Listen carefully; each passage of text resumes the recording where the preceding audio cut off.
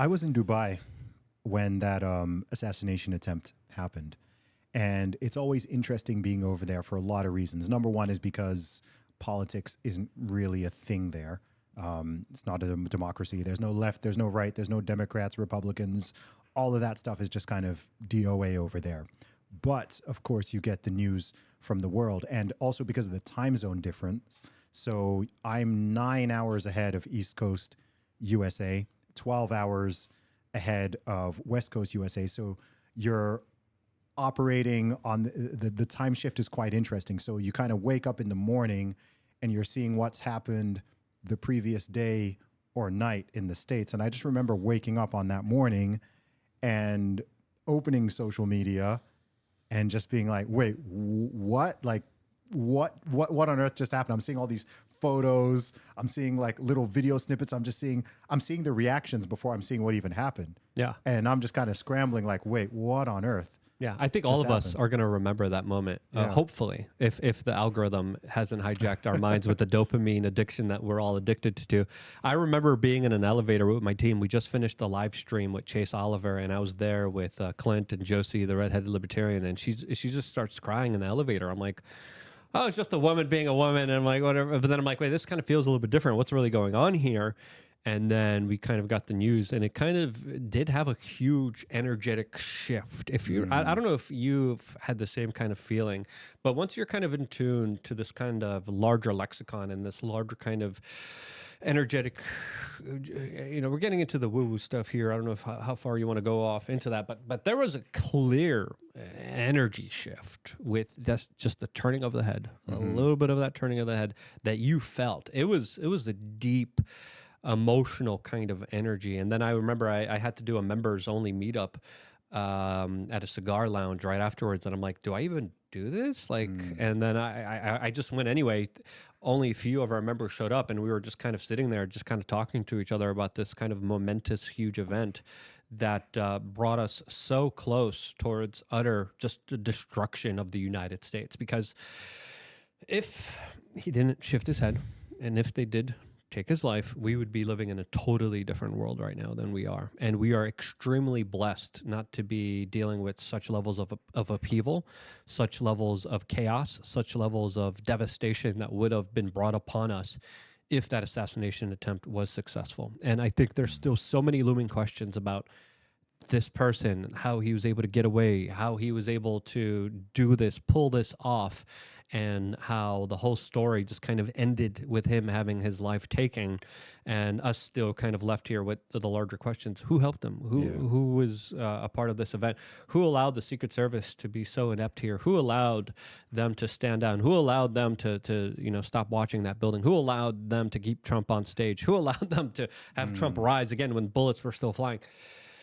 Those questions deserve to be answered, and I hope they get answered. If I'm Donald Trump, I want the answers to these questions as soon as possible. Now, whether he discloses it publicly or keeps it to himself, I don't know. But that's going to be, I think, a major moment that could bring up a lot of upheaval domestically within our system as well. That could be also very severe as well. So I'm paying close attention. I know a lot of people are like, "Hey, come out to the inauguration." I don't know if you're going to the inauguration or not, but I'm getting invited everywhere, and I'm like, I kind of want to sit this one out. Yeah. I kind of want to be in the backgrounds watching everything as it unfolds here, because I do think those first 100 days could be very bombastic, and I kind of hope they are, so we get a cleansing, we get more of a kind of reckoning, we get more of a kind of understanding of what really has been happening behind the scenes with all these kind of big, huge government organizations that clearly have abused their positions of power.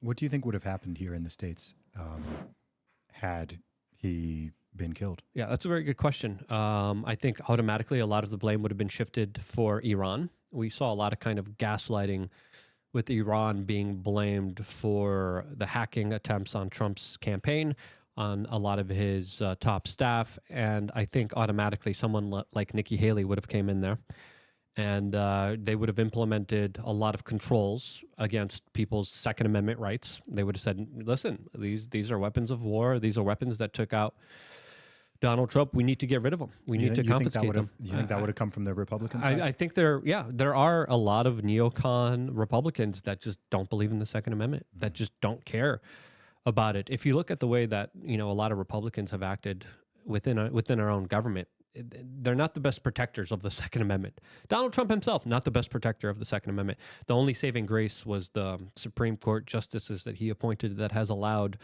private firearm ownership to be actually protected within the U.S. government. Otherwise, a lot of his other comments about taking away guns first, due process later, were a little bit concerning. He made those comments with Pam Bondi, who's going to be his new attorney general as well. Him, doing the bump stock ban wasn't a good thing either.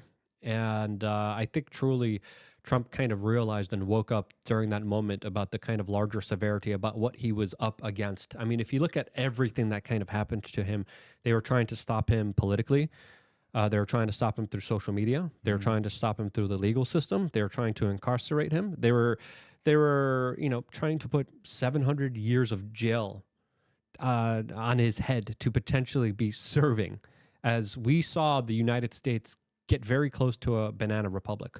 So from my calculations, from my estimates, if the assassination was successful, Nikki Haley is the new front runner. She probably would be the president. We would be involved in a full-on bigger war within the Middle East, and there would be a larger kind of domestic war against people who believe in the Second Amendment domestically here in the United States that would have essentially destroyed free speech and would have destroyed the First Amendment and Second Amendment in this country, and it would have been just absolutely horrific, absolutely awful. There's no other way that I kind of would have foresee it. I would be curious to see how you would kind of see it from your outsider perspective, because I have my different understandings from everything that I'm seeing, but from an international perspective, I think that would be interesting to get your point of view on too. Yeah, man, I don't have a super clear take on this. I don't have a super clear take. I mean, I remember when I saw, because I remember a moment where my heart jumped, because I saw that he'd been shot before I saw he'd survived. All right, so I just saw Donald Trump shot, like even, shot in, I think I saw one thing saying shot in the head, which is like technically correct, but you can imagine kind of like waking up, seeing that first thing in the morning, and your brain is like, oh my gosh, like did they? And then you scroll a little more and it's like, okay, he's survived. He survived. You see the video and you're kind of like, oh my gosh, like that would be it's like you're literally that close. Yeah. From just a whole new, it's like new era. It's like a fork in the road, right? This would have just led to a completely different timeline. What that would look like, I know it would be bad. I don't know how bad, and I don't know how severe. I think it would be bad for the U.S. It would be bad for the world. It would be bad for the world on multiple levels. And I think one thing that strikes me is it would just be very dark, because I know presidents have been assassinated in the past. I know that wouldn't be the very first time it's happened, but I think as modern people living in 2024 at the time, we certainly like to think that in the Western world, in developed countries, that type of stuff doesn't happen anymore, right? That is the stuff of African dictatorships and Middle Eastern dictatorships and coups and these types of things, right? The rhetoric can get fiery and people throw out words and throw out terms, but if it had actually escalated to that point of all of this demonization going on, really starting out in 2015, the demonization of Trump, the demonization of his supporters, the media playing a role in that, and all of their rhetoric essentially framing him as Hitler, a fascist, a dictator, a threat to democracy, a threat to people's lives. Their own rhetoric made it the case where if what they had been saying was true, that sort of attempt on his life almost becomes inevitable if you can brainwash certain people to believe that. And I think had that actually happened, I just think it would be very dark. Yeah. I think it would just sort of shock people, just in the sense of, oh crap, like our country and our nations are not as stable and civilized as perhaps we like to think that they are. Exactly. And I think people need to realize that is our current kind of state. And a lot of people take our state and the peace that we have for granted. And, covering particular war zones in my career and covering a lot of upheavals and protests and riots, people don't understand how lucky we are to have the peace that we have here. But the way that they were setting it up was very interesting, because you saw Joe Biden essentially call MAGA the number one threat to America, yes, leading up to this larger event. And then you saw Joe Biden drop out as soon as the assassination attempt didn't work. And it seemed like, wait, they need a new plan here. They need something else to do here. Did he drop out after it? Yeah. Oh, it was after. Okay. Yeah. I forgot the timeline. Yeah, he dropped out after the attempted assassination. I could double check that, but it made sense that holy cow, we couldn't stop this man. And then we had the censorship that happened on Facebook. Then we had the censorship that happened on Google of the actual events, of the actual photos, of the actual kind of relevancy to this, as the corporate media was trying to play this off like Trump tripped and fell. The corporate media still, in this moment where they almost took his life, they were still running negative headlines about him. Overwhelmingly, when this guy almost lost his life for the political ideas that he was standing behind, and you're still going to vilify him and call him all these other names and make up all this other hatred and bigotry around him for what? So I think we were very close to what the economic hitman describes as the kind of larger coup d'etat that we have seen in a lot of these kind of Latin American countries, because they have the playbook. They know how this works. They go to the leaders, they try to buy them off, they try to compromise them, they try to make deals, and when that doesn't work, they send in the hit squads and they take them out. And I think, Trump, say what you may about him, he definitely did represent a larger threat to a lot of those very powerful people, a lot of those powerful people that are on the Epstein client list, a lot of those people that have committed horrible actions and sins that are too graphic to even mention here on this particular show. But we're talking about absolutely evil, ruthless people that have done a lot of really ruthless, evil things in order to get where they are right now. So we have to understand that that's what we're dealing with. That's the situation that we are confronted with here. And that's a reality that, a lot of us conveniently kind of put away. And I'm here like, hey, I want to remind you guys, for the 20 years that I've been doing this, especially with my long history of understanding and working with a lot of people affected by 9/11.